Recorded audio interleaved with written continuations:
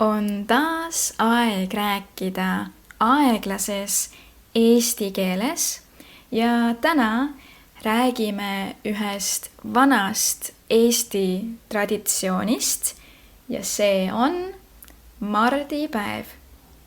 Mardipäev on 10. novembril, aga seda tähistatakse 9. novembri õhtul ehk mardilaupäeval. Ja Mart on poisi nimi ja mardipäev on Mardi nimeline päev. See on natukene nagu Halloween, aga meil on väga spetsiifilised traditsioonid ja kostüümid. Nimelt, sellel päeval on kõik mardid. Ülla, eks ole. Kes on Mart?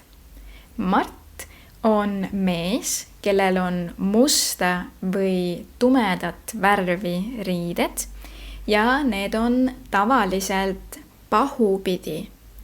Mardil peab olema ka habe ja juuksed ning oluline on, et keegi ei teaks, et sina oled Mart.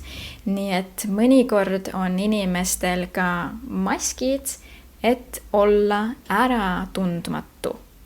Ja oluline on, et Mart ei ole ilus, vaid pigem kole ja isegi natukene hirmus, sest Mart on pikalt reisinud ja tuleb kaugelt maalt. Mardid käivad alati grupis ning kõik, kes on mardi kostüümis, on mardisandid. Ning sina ja sinu sõbrad ühes grupis olete mardi pere. Ja mardi peres on tavaliselt mardi isa ja mardi ema.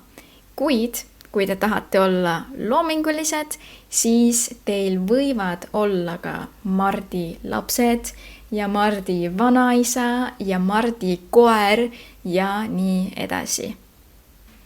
Nii, aga ma olen juba pikalt rääkinud, aga me pole isegi traditsioonideni jõudnud. Ja selleks ma teen ka teise osa, kus me räägime, mida mardisandid mardilaupäeval teevad.